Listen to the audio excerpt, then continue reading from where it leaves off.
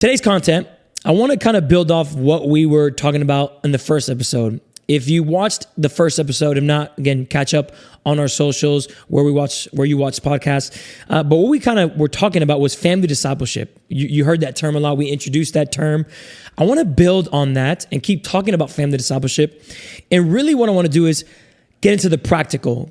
Kind of like, okay, what does it look like to create a family discipleship culture? What does that look like in our homes? What are the steps? What are the practical things that we can do on our Monday or Tuesday? Some things that we can apply into our schedules, especially in our homes, to create a family discipleship culture. And so that's what I want to talk about today, how to create a family discipleship culture.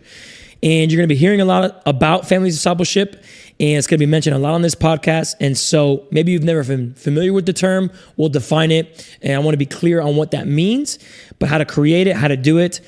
But before we get into the technical, practical, which I said that's what we're going to do, but before we get into that, I want to explain what family discipleship is by giving us a visual that can help us see the beauty and the necessity in incorporating family discipleship into our homes.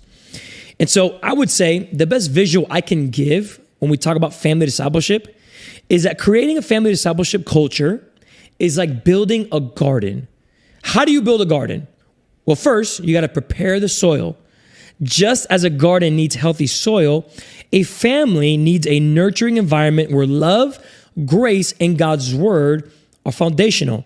This means creating a home where faith is lived authentically and everyone feels safe growing. We prepare the soil. Second thing, I was getting ahead of myself. Second thing is we plant seeds. Seeds stand for biblical truths, values, and life lessons.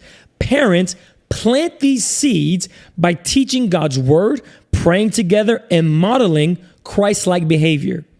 Planting is intentional and requires ongoing effort. It's something we do every single day. We plant seeds often, all the time.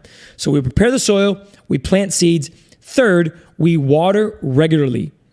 Consistent nurturing through prayer, Bible study, and intentional conversations is like watering the garden.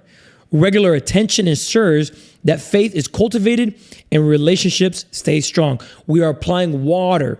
Jesus is the living water. He talks to the Samaritan woman at the well, and he tells her, the water you're trying to get, that's not living water. That's water you're going to continue to go back after well, after well, after well, hoping that it satisfies.